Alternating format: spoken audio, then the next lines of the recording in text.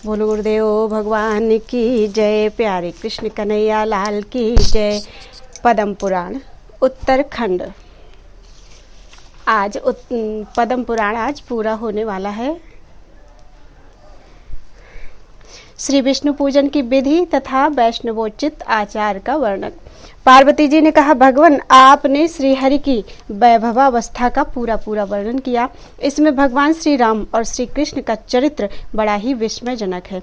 अहो, भगवान श्री राम और परमात्मा श्री कृष्ण की लीला कितनी अद्भुत है। देवेश्वर, मैं तो इस कथा को 100 कल्पों तक सुनती रहूं तो भी मेरा मन कभी इससे तृप्त नहीं होगा। अब मैं इस समय भगवान विष्णु के उत्तम महात्म्य और पूजन विधि का श्रवण करना चाहती हूँ। श्री महादेव जी ने कहा, देवी, मैं परमात्मा श्री हरि के स्थापन और पूजन का वर्णन करता हूँ, सुनो। भगवान का विग्रह 2 प्रकार का बताया गया है।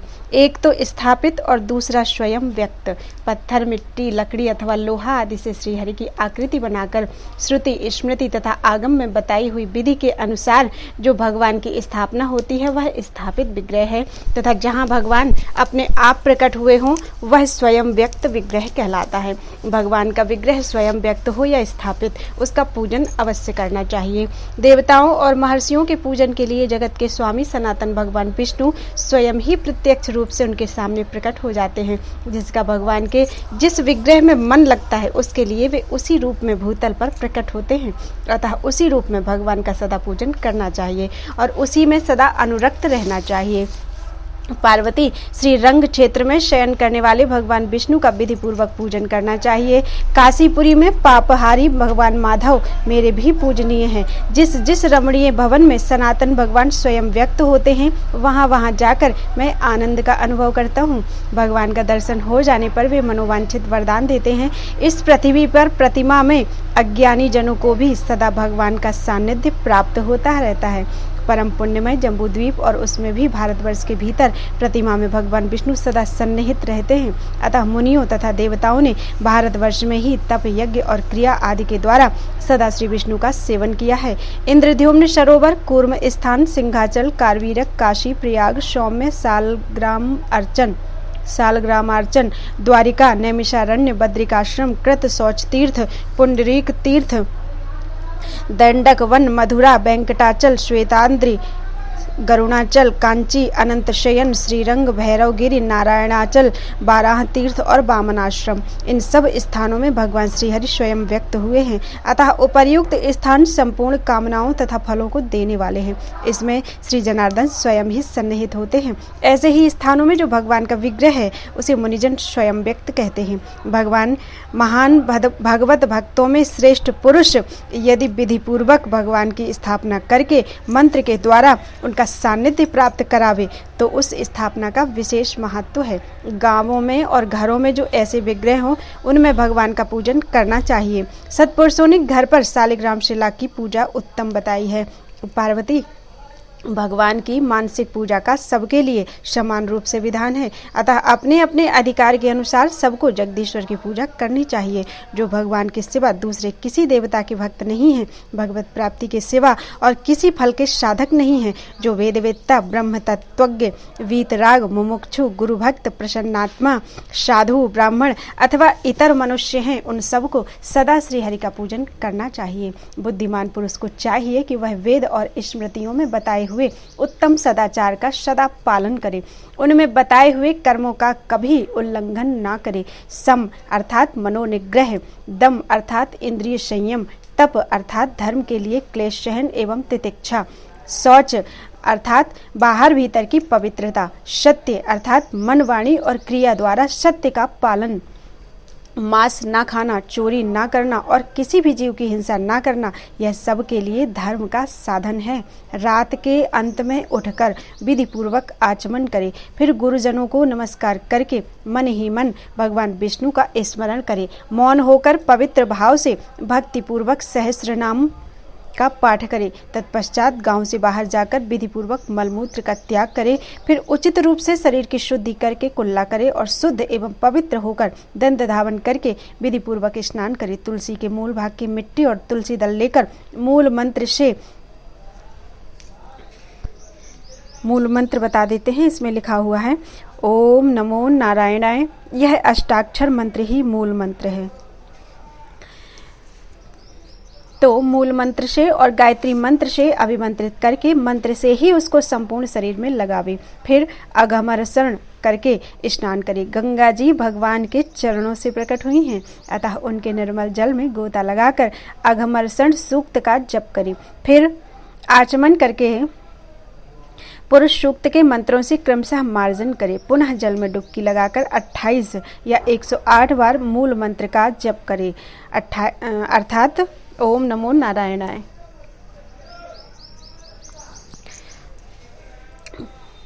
ओम नमो नारायणाय मंत्र का 108 बार जप करे। इसके बाद वैष्णव पुरुष उस मंत्र से ही जल को अभिमंत्रित करके उससे आचमन करे। तदनंतर देवताओं, ऋषियों और पितरों का तर्पण करे। फिर वस्त्र निचोड़ ले। उसके बाद आचमन करके धौत वस्त्र पहने वैष्णव पुरुष निर्मल एवं रमणीय मृत्तिका लेकर उसे मंत्र से अभिमंत्रित करके ललाट आदि में लगावे। आलस्य छोड़कर परिगणित अंगों में ऊर्ध्व पुंड धारण करे। उसके बाद विधि पूर्वक संध्या उपासना करके गायत्री का जप करे। तदनंतर मन को संयम में रखकर घर जाए और पैर धोकर मौन भाव से आचमन करके एकाग्र चित्त हो पूजा मंडप में प्रवेश करे। एक सुंदर सिंहासन को फूलों से सजाकर भगवान लक्ष्मी नारायण को विराजमान करे। फिर गंध, पुष्प और अक्षत आदि के द्वारा विधि पूर्वक भगवान का पूजन आरंभ करे। विग्रह स्थापित स्वयं व्यक्त अथवा शालिग्राम शिला कोई भी क्यों न हो, श्रुति, स्मृति और आगमों में बताई हुई विधि के अनुसार उसका पूजन करना उचित है। वैष्णव पुरुष शुद्ध चित्त हो, गुरु के उपदेश के अनुसार भक्ति पूर्वक श्री विष्णु का यथा योग्य पूजन करे। वेदों तथा ब्राह्मण ग्रंथों में बताई हुई पूजा श्रौत कहलाती है। वासिष्ठी पद्धति के अनुसार की जाने वाली पूजा को स्मार्त कहते हैं तथा पांचरात्र में बताया हुआ विधान आगम कहलाता है। भगवान विष्णु की आराधना बहुत ही उत्तम कर्म है। इस क्रिया का कभी लोप नहीं करना चाहिए। आवाहन, आसन, अर्घ्य, पाद्य, आचमनीय, स्नानीय, वस्त्र, यज्ञोपवीत, गंध, पुष्प, अक्षत, धूप, दीप, नैवेद्य, तांबूल एवं नमस्कार आदि उपचारों के द्वारा अपनी शक्ति के अनुसार प्रसन्नता पूर्वक श्री विष्णु की आराधना करें। पुरुष सूक्त की प्रत्येक ऋचा का तथा मूल मंत्र इन दोनों से ही वैष्णव पुरुष षोडशोपचार समर्पण करें। पुनः प्रत्योपचार अर्पण करके पुष्पांजलि दे। वैष्णव को चाहिए कि वह मुद्रा द्वारा भगवान जगन्नाथ का आवाहन करे, फिर फूल और मुद्रा से ही आसन दे। इसी प्रकार क्रमशः पाद्य, अर्घ्य, आचमन और स्नान के लिए भिन्न भिन्न पात्रों में निर्मल जल समर्पित करें। उस जल में मांगलिक द्रव्यों के साथ तुलसी दल मिला हो। इसके बाद उक्त दोनों ही प्रकार से मंत्रों से प्रत्युपचार अर्पण करें। सुगंधित तेल से भगवान को अभ्यंग लगावे। कस्तूरी और चंदन से उनके श्रीअंग में उपटन लगावे। फिर मंत्र का पाठ करते हुए सुगंधित जल से भगवान को स्नान करावे। तत्पश्चात दिव्य वस्त्र और आभूषणों से विधि पूर्वक भगवान का श्रृंगार करे। फिर उन्हें मधुपर्क दे तथा भक्ति के साथ सुगंधित चंदन और सौरभ युक्त सुंदर पुष्प निवेदन करे। इसके बाद दशांग या अष्टांग धूप, मनोहर दीप और भांति भांति के नैवेद्य भेंट करें। नैवेद्य में खीर और मालपुआ भी होने चाहिए। नैवेद्य के अंत में आचमन कराकर भक्ति युक्त हृदय से कर्पूर मिश्रित तांबूल निवेदित करें। फिर घी की बत्तियों से आरती करके भगवान को फूलों की माला पहनावे। तदनंतर समीप जाकर विनीत भाव से प्रणाम करके उत्तम स्तोत्रों द्वारा भगवान का स्तवन करे। फिर उन्हें गरुड़ के अंक में शयन कराकर मंगल अर्घ्य निवेदन करे। उसके बाद पवित्र नामों का कीर्तन करके होम करें। भगवान को भोग लगाए हुए नैवेद्य से जो शेष बचे उसी से अग्नि में हवन करे। प्रत्येक आहुति के साथ पुरुष सूक्त अथवा मंगल में श्री सूक्त की एक एक ऋचा का पाठ करे। वेदोक्त विधि से स्थापित अग्नि में घृत मिश्रित हविष्य के द्वारा उपर्युक्त मंत्र रत्न का 108 या 28 बार जप करे। हवन करना चाहिए और हवन काल में यज्ञ स्वरूप महाविष्णु का ध्यान भी करना चाहिए। शुद्ध जाम्बू नद नामक सुवर्ण के समान जिनका श्याम वर्ण है, जो शंख चक्र और गदा धारण करने वाले हैं, जिनमें अंग उपांगों सहित संपूर्ण वेदांतों का ज्ञान भरा हुआ है तथा जो श्री देवी के साथ सुशोभित हो रहे हैं, उन भगवान का ध्यान करके होम करना चाहिए। मंत्र द्वारा होम करने के पश्चात नामों का उच्चारण करके एक एक के लिए एक एक आहुति देनी चाहिए। भगवत भक्तों में श्रेष्ठ पुरुष भगवान के नित्य भक्तों के उद्देश्य से उनके नाम ले लेकर आहुति दे। पहले क्रमशः भूदेवी, लीला देवी और विमला आदि शक्तियां होम की अधिकारिणी हैं। फिर अनंत, गरुण आदि, तदनंतर वासुदेव आदि, तत्पश्चात शक्ति आदि, इनके बाद केशव आदि विग्रह, शंकरषण आदि व्यूह, मत्स्य कूर्म आदि अवतार, चक्र आदि आयुध, कुमुद आदि देवता, चंद्र आदि देव, इंद्र आदि लोकपाल तथा धर्म आदि देवता क्रमशः होम के अधिकारी हैं। इन सब का हवन और विशेष रूप से पूजन करना चाहिए। इस प्रकार भगवत भक्त पुरुष नित्य पूजन की विधि में प्रतिदिन एकाग्रचित्त होकर हवन करे। इस हवन का नाम वैकुंठ होम है। गृह में पूजा करने पर उस घर के दरवाजे पर पंच यज्ञ की विधि से बलि अर्पण करे। फिर आचमन कर ले। तत्पश्चात कुश के आसन पर काला मृग चर्म बिछाकर उस शुद्ध आसन के ऊपर बैठे। मृग चर्म अपने आप मरे हुए मृग का होना चाहिए। पद्मासन से बैठकर पहले भूत शुद्धि करे। फिर जितेंद्रिय पुरुष मंत्र पाठ पूर्वक 3 बार प्राणायाम कर ले। तदनंतर मन ही मन यह भावना करे कि मेरे हृदय कमल का मुख ऊपर की ओर है और वह विज्ञान रूपी सूर्य के प्रकाश से विकसित हो रहा है। इसके बाद श्रेष्ठ वैष्णव पुरुष उस कमल की वेद त्रयीमयी कर्णिका में क्रमशः अग्निबिंब, सूर्यबिंब और चंद्रबिंब का चिंतन करे। उन बिंबों के ऊपर नाना प्रकार के रत्नों द्वारा निर्मित पीठ की भावना करे। इसके ऊपर बाल रवि के सदृश कांतिमान अष्टविध ऐश्वर्य रूप अष्टदल कमल का चिंतन करे।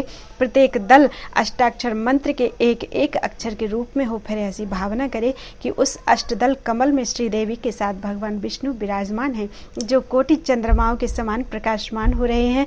उनके 4 भुजाएं, सुंदर श्रीअंग तथा हाथों में शंख, चक्र और गदा है। पद्म पत्र के समान विशाल नेत्र शोभा पा रहे हैं। वे समस्त शुभ लक्षणों से संपन्न दिखाई देते हैं। उनके हृदय में श्रीवत्स का चिन्ह है, वही कौस्तुभ मणि का प्रकाश छा रहा है। भगवान पीत वस्त्र, विचित्र आभूषण, दिव्य श्रृंगार, दिव्य चंदन, दिव्य पुष्प, कोमल तुलसी दल और बनमाला से विभूषित हैं। कोटि कोटि बाल सूर्य के सदृश उनकी सुंदर कांति है। उनके श्री विग्रह से सटकर बैठी हुई श्री देवी भी सब प्रकार के शुभ लक्षणों से संपन्न दिखाई देती हैं। इस प्रकार ध्यान करते हुए एकाग्र चित्त एवं शुद्ध होकर अष्टाक्षर मंत्र का 1000 या 100 बार यथाशक्ति जप करे। फिर भक्ति पूर्वक मानसिक पूजा करके विराम करे। उस समय जो भगवत पुरुष वहां पधारे हों उन्हें अन्न जल आदि से संतुष्ट करे और जब वे जाने लगे तो उनके पीछे पीछे थोड़ी दूर जाकर विदा करे। देवताओं तथा पितरों का विधि पूर्वक पूजन एवं तर्पण करे और अतिथि एवं भृत्य वर्गों का यथावत सत्कार करके सबके अंत में वह और उसकी पत्नी भोजन करे। यक्ष, राक्षस और भूतों का पूजन सदा त्याग दे। जो श्रेष्ठ विप्र उनका पूजन करता है वह निश्चय ही चांडाल हो जाता है। ब्रह्म, राक्षस, बेताल, यक्ष तथा भूतों का पूजन मनुष्यों के लिए महाघोर कुंभीपाक नामक नरक की प्राप्ति कराने वाला है। यक्ष और भूत आदि के पूजन से कोटि जन्मों के किए हुए यज्ञ, दान और शुभ कर्म आदि पुण्य तत्काल नष्ट हो जाते हैं। जो यक्षों, पिशाचों तथा तमोगुणी देवताओं को निवेदित किया हुआ अन्न खाता है वह पीव और रक्त भोजन करने वाला होता है। जो स्त्री यक्ष, पिशाच, सर्प और राक्षसों की पूजा करती है वह नीचे मुंह किए हुए घोर कालसूत्र नामक नरक में गिरती है। अतः यक्ष आदि तामस देवताओं की पूजा त्याग देनी चाहिए। वैष्णव पुरुष विश्ववंद्य भगवान नारायण का पूजन करके उनके चारों ओर विराजमान देवताओं का पूजन करे। भगवान को भोग लगाए हुए अन्न में से निकालकर उसी से उनके लिए बलि निवेदन करे। भगवत प्रसाद से ही उनके निमित्त होम भी करे। देवताओं के लिए भी भगवत प्रसाद स्वरूप हविष्य का ही हवन करे। पितरों को ही प्रसाद अर्पण करे। इससे वह सब फल प्राप्त करता है। प्राणियों को पीड़ा देना विद्वानों की दृष्टि में नरक का कारण है। पार्वती, मनुष्य दूसरों की वस्तु को जो बिना दिए ही ले लेता है वह भी नरक का कारण है। अगम्यागमन अर्थात पराई स्त्री के साथ संभोग, दूसरों के धन का अपहरण तथा अभक्ष्य वस्तु का भक्षण करने से तत्काल नरक की प्राप्ति होती है। जो अपनी विवाहिता पत्नी को छोड़कर दूसरी स्त्री के साथ संभोग करता है उसका वह कर्म अगम्यागमन कहलाता है, जो तत्काल नरक की प्राप्ति का कारण है। पतित, पाखंडी और पापी मनुष्यों के संसर्ग से मनुष्य अवश्य नरक में पड़ता है। उनसे संपर्क रखने वाले का भी संसर्ग छोड़ देना चाहिए। एकांती पुरुष महापातक युक्त ग्राम को छोड़ दे और परम एकांती मनुष्य वैश्य देश का भी परित्याग कर दे। अपने वर्ण तथा आश्रम के अनुसार कर्म, ज्ञान और भक्ति आदि का साधन वैष्णव साधन माना गया है। जो भगवान की आज्ञा के अनुसार कर्म ज्ञान आदि का अनुष्ठान करता है वह वासुदेव परायण ब्राह्मण एकांती कहलाता है। वैष्णव पुरुष निषिद्ध कर्म को मन बुद्धि से भी त्याग दे। एकांती पुरुष अपने धर्म की निंदा करने वाले शास्त्र को मन से भी त्याग दे और परम एकांती भक्त हे बुद्धि से उसका परित्याग करे। कर्म 3 प्रकार का माना गया है, नित्य, नैमित्तिक और काम्य। इसी प्रकार मुनियों ने ज्ञान के भेदों का भी उत्तम वर्णन किया है। कृत्याकृत्य विवेक ज्ञान, परलोक चिंतन ज्ञान, विष्णु प्राप्ति साधन ज्ञान तथा विष्णु स्वरूप ज्ञान, ये 4 प्रकार के ज्ञान हैं। पार्वती, नैमित्तिक कृत्य में भगवान का विशेष रूप से विधिवत पूजन करना चाहिए। कार्तिक मास में प्रतिदिन चमेली के फूलों से श्रीहरि की पूजा करें, उन्हें अखंड दीप दें तथा मन और इंद्रियों को संयम में रखकर दृढ़ता पूर्वक उत्तम व्रत का पालन करें। फिर कार्तिक के अंत में ब्राह्मणों को भोजन करावे, इससे वह श्रीहरि के सायुज्य को प्राप्त होता है। पौष मास में सूर्योदय से पहले उठकर लगातार 1 मास तक उत्पल तथा श्याम श्वेत कनेर पुष्पों से भगवान विष्णु का पूजन करे। तत्पश्चात यथाशक्ति धूप दीप और नैवेद्य निवेदन करे। मास की समाप्ति होने पर श्रेष्ठ भगवत भक्तों को भोजन करावे।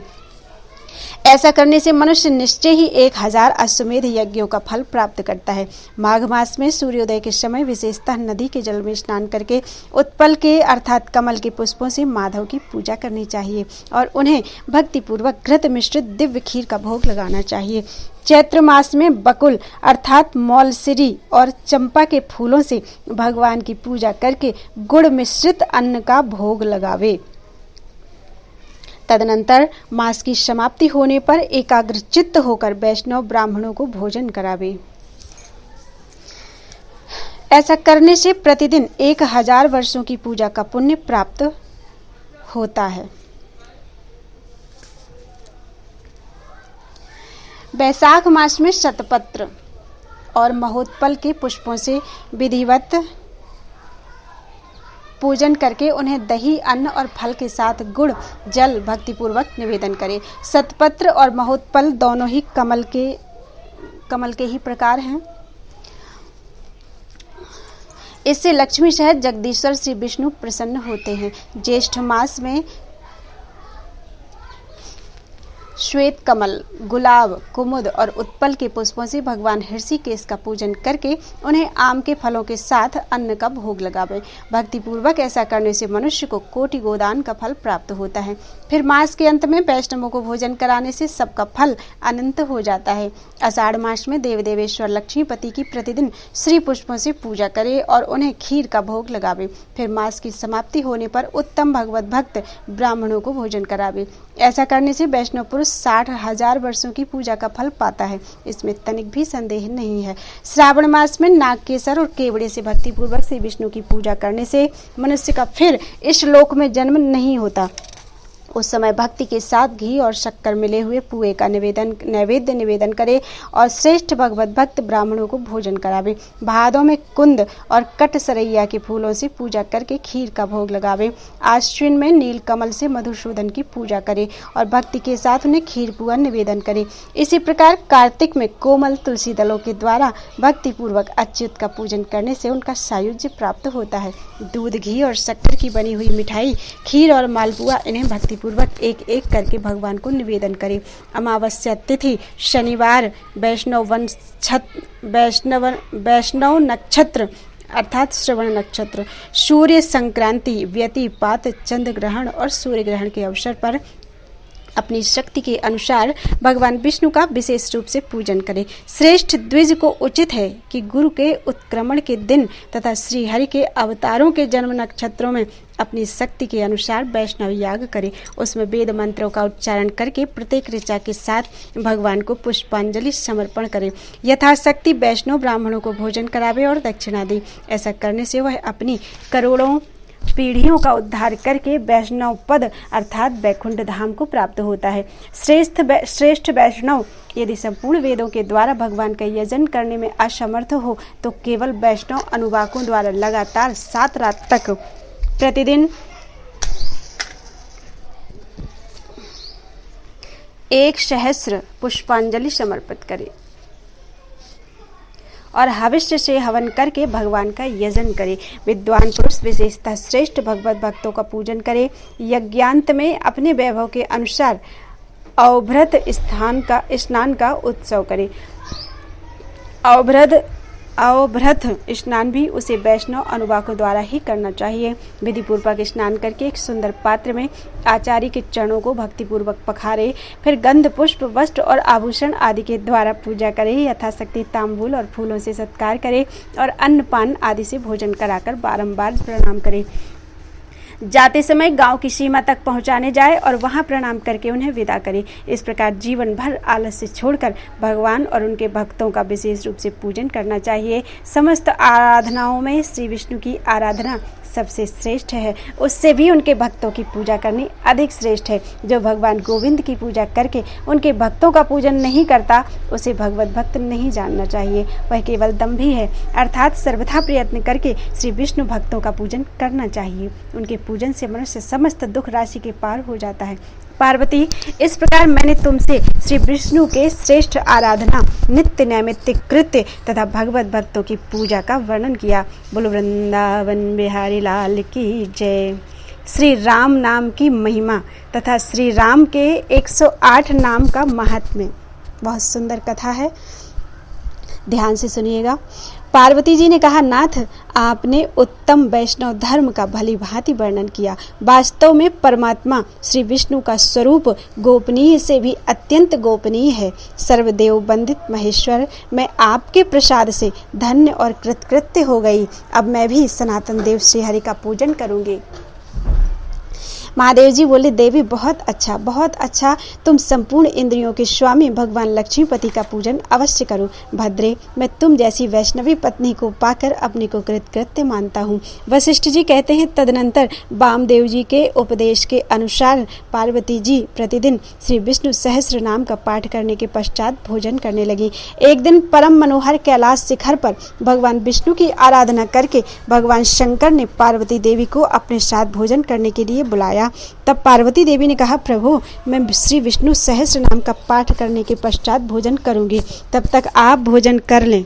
यह सुनकर महादेव जी ने हंसते हुए कहा, पार्वती, तुम धन्य हो, पुण्यात्मा हो, क्योंकि भगवान विष्णु में तुम्हारी भक्ति है। देवी, भाग्य के बिना श्री विष्णु भक्ति का प्राप्त होना बहुत ही कठिन है। सुमुखी, मैं तो राम राम राम इस प्रकार जप करते हुए परम मनोहर श्री राम नाम में ही निरंतर रमण किया करता हूँ। राम नाम संपूर्ण सहस्र नाम के समान है।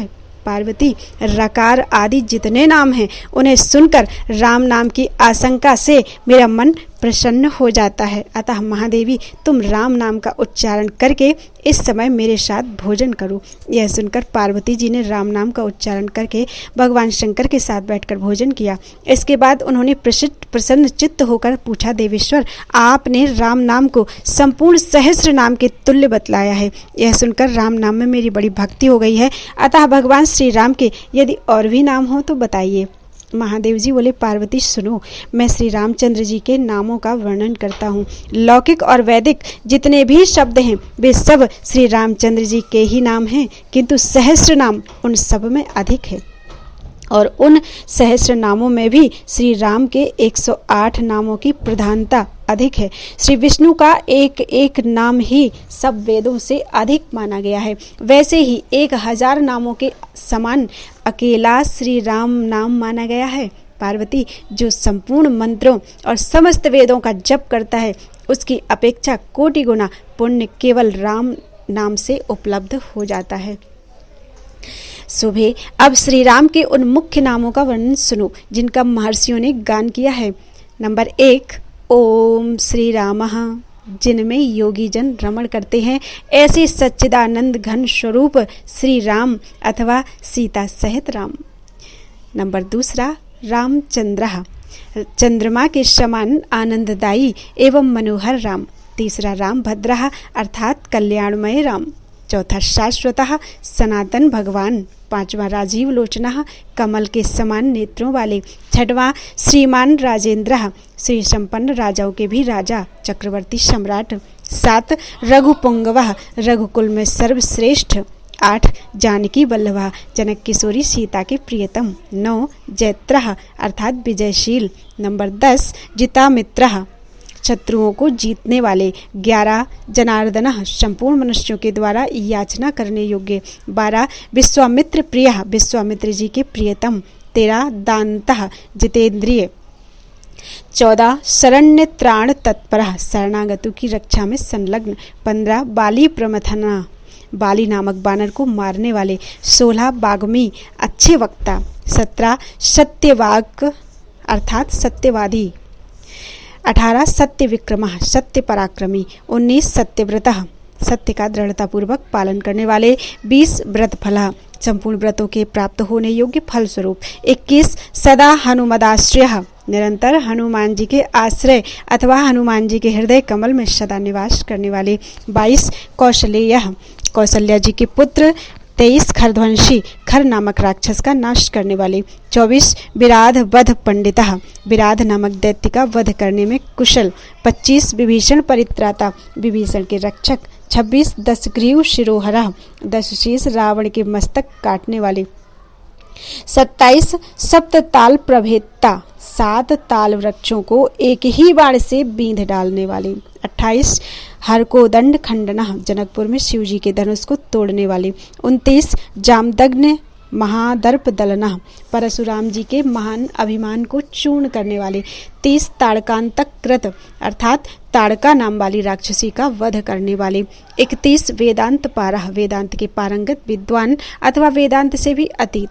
32 वेदात्मा अर्थात वेद स्वरूप। 33 भवबंधैक भेषजा संसार बंधन से मुक्त करने के लिए एकमात्र औषध रूप। 34 दूषण त्रिशिरोरी दूषण और त्रिशरा नामक राक्षसों के शत्रु।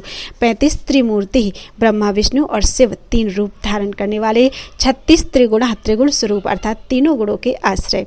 37 त्रयी अर्थात 3 वेद स्वरूप। 38 त्रिविक्रमः वामन अवतार में 3 पगों से समस्त त्रिलोकी को नाप लेने वाले। 39 त्रिलोकात्मा तीनों लोकों के आत्मा। 40 पुण्य चरित्र कीर्तना जिनकी लीलाओं का कीर्तन परम पवित्र है ऐसे। 41 त्रिलोक रक्षक तीनों लोगों की रक्षा करने वाले। 42 धन्वी धनुष धारण करने वाले। 43 दंडकारण्य वासकृत दंडकारण्य में निवास करने वाले। 44 अहिल्या पावनः अहिल्या को पवित्र करने वाले। 45 पितृभक्ता पिता के भक्त। 46 वरप्रदाः वर देने वाले। 47 जितेंद्रिय इंद्रियों को काबू में रखने वाले। 48 जित क्रोधा क्रोध को जीतने वाले। 49 जित लोभा लोभ की वृत्ति को परास्त करने वाले। 50 जगत गुरु अपने आदर्श चरित्रों से संपूर्ण जगत को शिक्षा देने के कारण सबके गुरु। 51 ऋक्ष बानर संघाती बानर और भालुओं की सेना का संगठन करने वाले। चित्रकूट समाश्रयः 52 नंबर है। चित्रकूट समाश्रयः वनवास के समय चित्रकूट पर्वत पर निवास करने वाले। 53 जयंत त्राण वरदः जयंत के प्राणों की रक्षा करके उसे वर देने वाले। 54 सुमित्रा पुत्र सेविता सुमित्रा नंदन लक्ष्मण के द्वारा सेवित। 55 सर्वदेवाधिदेवः संपूर्ण देवताओं के भी अधिदेवता। 56 मृत वानर जीवनः मरे हुए वानरों को जीवित करने वाले। 57 माया मारीच हंता मायामय मृग का रूप धारण करके आए हुए मारीच नामक राक्षस का वध करने वाले। 58 महाभागा महान सौभाग्यशाली। 59 महाभुजा बड़ी बड़ी बाहों वाले। 60 सर्वदेव स्तुतः संपूर्ण देवता जिनकी स्तुति करते हैं ऐसे। 61 सौम्य अर्थात शांत स्वभाव। 62 ब्रह्मांड्य ब्राह्मणों के हितैषी। 63 मुनिषत्तमः मुनियों में श्रेष्ठ। 64 महायोगी अर्थात संपूर्ण योगों के अधिष्ठान होने के कारण महान योगी। 65वां नाम है महोदारः यानी परम उदार। 66 सुग्रीव स्थिर राज्यदः सुग्रीव को स्थिर राज्य प्रदान करने वाले। 67वां नाम है सर्व पुण्याधिक फलः सर्व पुण्याधिक फला समस्त पुण्यों के उत्कृष्ट फल स्वरूप। 68वां नाम है स्मृत सर्वाघ नाशना स्मरण करने मात्र से ही संपूर्ण पापों का नाश करने वाले। 69वां नाम है आदि पुरुषः ब्रह्मा जी को भी उत्पन्न करने के कारण सबके आदिभूत अंतर्यामी परमात्मा। 70वां नाम है महापुरुषा, समस्त पुरुषों में महान। 71वां नाम है परमः पुरुषा, सर्वोत्कृष्ट पुरुष। 72वां नाम है पुण्योदयः, अर्थात पुण्य को प्रकट करने वाले। महासारः, 73वां नाम है महासारः, सर्वश्रेष्ठ सारभूत परमात्मा। 74वां नाम है पुराण पुरुषोत्तम, पुराण प्रसिद्ध क्षर अक्षर पुरुषों से श्रेष्ठ लीला पुरुषोत्तम। 75वां नाम है स्मित वक्त्रा, जिसके मुख पर सदा मुस्कान की छटा छाई रहती है ऐसे। 76वां नाम है मितभाषी, यानी कम बोलने वाले। 77वां नाम है पूर्वभाषी, यानी पूर्व वक्ता। 78वां नाम है राघवा, रघुकुल में अवतीर्ण। 79वां नाम है अनंत गुण गंभीरा, अनंत कल्याणमय गुणों से युक्त एवं गंभीर। 80वां नाम है धीरोदात्त गुणोत्तरः, धीरोदात्त नायक के लोकोत्तर गुणों से युक्त। 81वां नाम है माया मानुष चारित्रः, अपनी माया का आश्रय लेकर मनुष्यों की सी लीलाएं करने वाले। 82वां नाम है महादेवाभिपूजितः, भगवान शंकर के द्वारा निरंतर पूजित। 83वां नाम है सेतुकृत, समुद्र पर पुल बांधने वाले। 84 जितबारिशः, समुद्र को जीतने वाले। 85 सर्वतीर्थमयः, सर्वतीर्थ स्वरूप। 86 हरि, पाप ताप को हरने वाले। 87 श्यामांगः, श्याम विग्रह वाले। 88 सुंदरः, परम मनोहर। 89 शूरः, अनुपम शौर्य से संपन्न वीर। 90वां नाम है पीतवासाः, अर्थात पीतांबरधारी। 91वां नाम है धनुर्धरः, यानी धनुष धारण करने वाले। 92 सर्व यज्ञाधिपः, संपूर्ण यज्ञों के स्वामी। 93 यज्ञः, यज्ञ स्वरूप। 94वां नाम है जरा मरण वर्जितः, बुढ़ापा और मृत्यु से रहित। 95 शिवलिंग प्रतिष्ठाता, रामेश्वर नामक ज्योतिर्लिंग की स्थापना करने वाले। 96 सर्वाघ गण वर्जितः, अर्थात समस्त पाप राशि से रहित। 97वां नाम है परमात्मा, अर्थात परम श्रेष्ठ, नित्य शुद्ध, बुद्ध, मुक्त स्वभाव वाले। 98 परम ब्रह्म, सर्वोत्कृष्ट, सर्वव्यापी एवं सर्वाधिष्ठान परमेश्वर। 99वां नाम है सच्चिदानंद विग्रह, सतचित और आनंद ही जिनके स्वरूप का निर्देश करने वाला है, ऐसे परमात्मा अथवा सच्चिदानंदमय दिव्य विग्रह। 100वां नाम है परम ज्योति, अर्थात परम प्रकाशमय, परम ज्ञानमय। 101 परम धाम, सर्वोत्कृष्ट तेज अथवा साकेत धाम स्वरूप। 102 पराकाशः, त्रिपाद विभूति में स्थित परम व्योम नामक वैकुंठ धाम रूपी महाआकाश स्वरूप ब्रह्म। 103वां नाम है परात्परः, अर्थात पर, इंद्रिय, मन, बुद्धि आदि से भी परे परमेश्वर। 104वां नाम है परेशः, सर्वोत्कृष्ट शासक। 105वां नाम है पारगः, सबको पार लगाने वाले अथवा मायामय जगत की सीमा से बाहर रहने वाले। 106वां नाम है पारः, सबसे परे, विद्यमान अथवा भवसागर से पार जाने की इच्छा रखने वाले, प्राणियों के प्राप्तव्य परमात्मा। 107वां नाम है सर्वभूतात्मकः, अर्थात सभी प्राणियों के स्वरूप। 108वां नाम है शिवः, परम कल्याणमय। ये श्री रामचंद्र जी के 108 नाम हैं। देवी, ये नाम गोपनीय से भी गोपनीय हैं, किंतु स्नेहवश मैंने इन्हें तुम्हारे सामने प्रकाशित किया है।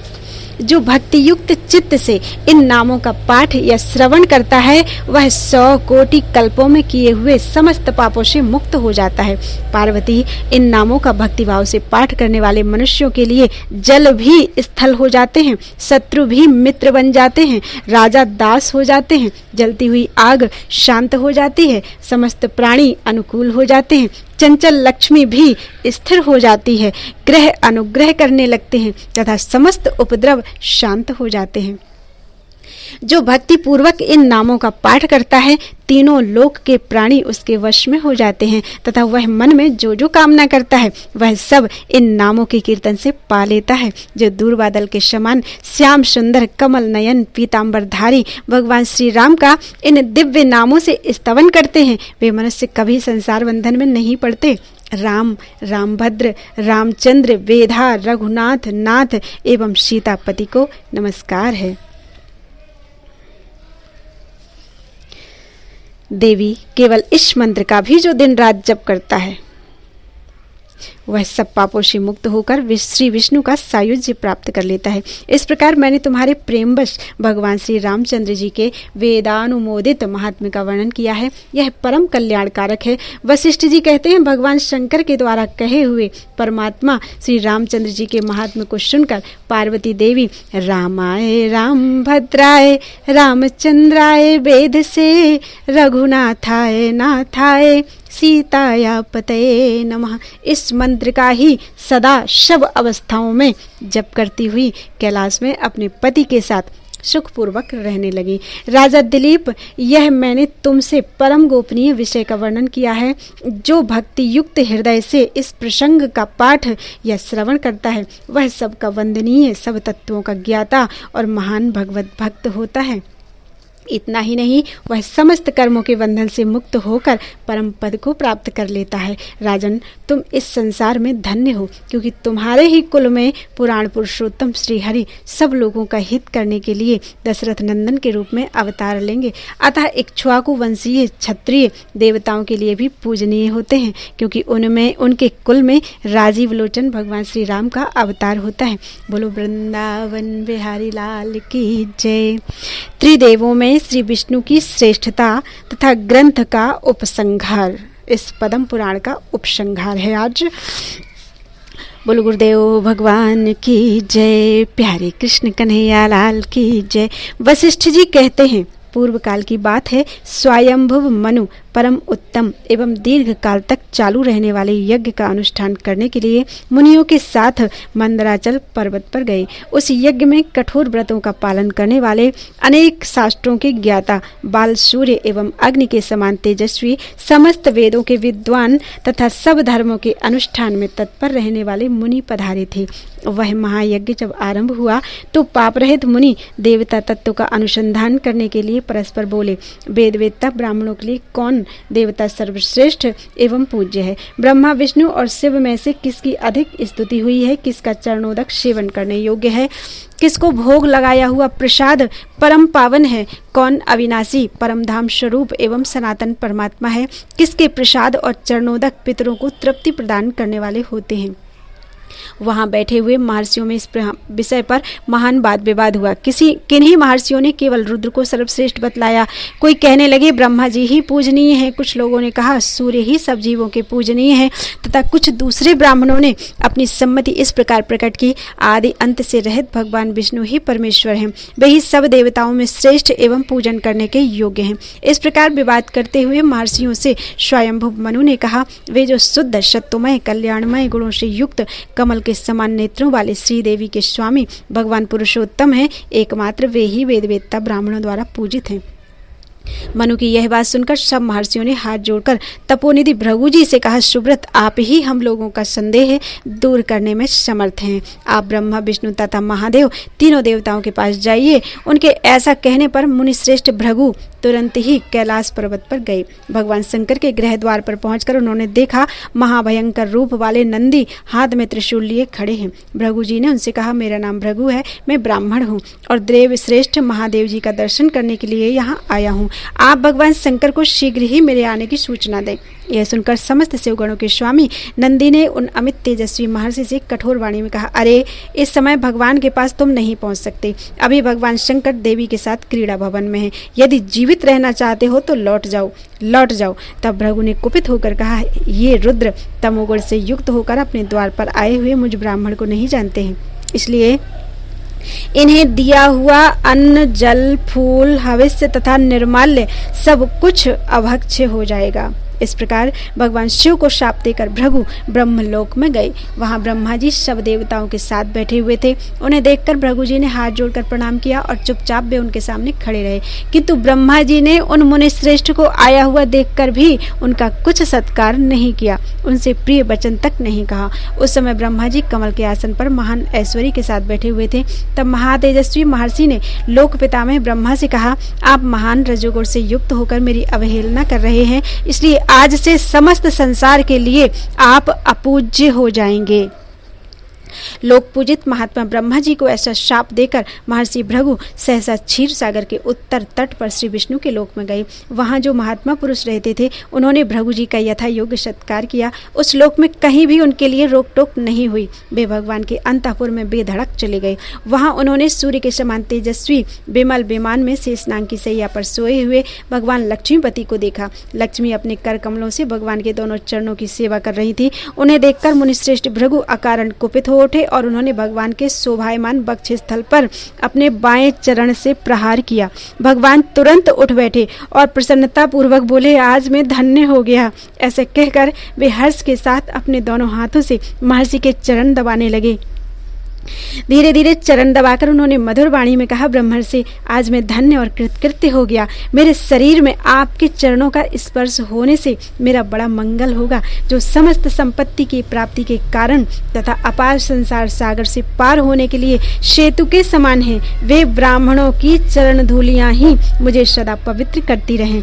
ऐसा कहकर भगवान जनार्दन ने लक्ष्मी देवी के साथ सहसा उठकर दिव्य माला और चंदन आदि के द्वारा भक्तिपूर्वक भृगु जी का पूजन किया। उनको इस रूप में देखकर मुनिश्रेष्ठ भृगु जी के नेत्रों में आनंद के आंसू भर आए। उन्होंने आसन से उठकर करुणा सागर भगवान को प्रणाम किया और हाथ जोड़कर कहा, अहो श्री हरि, कितना मनोहर रूप है, कैसी शांति है, कैसा ज्ञान है।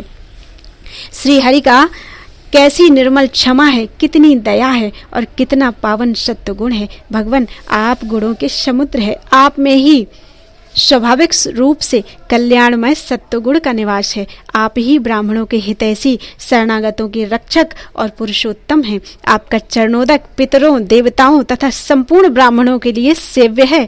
यह पापों का नाशक और मुक्ति का दाता है। भगवान, आप ही का भोग लगा हुआ प्रसाद देवता, पितर और ब्राह्मण सबके सेवन करने योग्य है।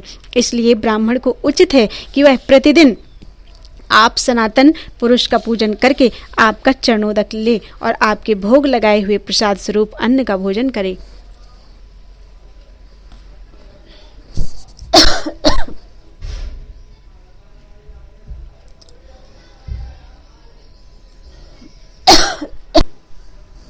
प्रभु, जो आपको निवेदित किए हुए अन्न का हवन या दान करता है वह देवताओं और पितरों को तृप्त करता है तथा अक्षय फल का भागी होता है।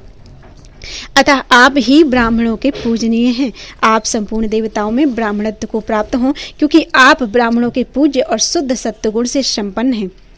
ब्राह्मण लोग सदा आप पुरुषोत्तम का ही भजन करते हैं। जो आपका पूजन करते हैं वे ही विप्र वास्तव में ब्राह्मण हैं, दूसरे नहीं। इस विषय में संदेह के लिए स्थान नहीं है। देवकी नंदन श्री कृष्ण ब्राह्मणों के हितैषी हैं। श्री मधुसूदन ब्राह्मणों के हित चिंतक हैं। श्री पुंडरीकाक्ष ब्राह्मणों के प्रेमी हैं। अविनाशी भगवान विष्णु ब्राह्मण हितैषी हैं। सच्चिदानंद स्वरूप भगवान वासुदेव एवं अपनी महिमा से कभी च्युत न होने वाले श्री हरि ब्राह्मणों के हितकारक हैं। भगवान नरसिंह तथा अविनाशी नारायण भी ब्राह्मणों पर कृपा करने वाले हैं। श्रीधर, श्रीश, गोविंद एवं वामन आदि नामों से प्रसिद्ध भगवान श्री हरि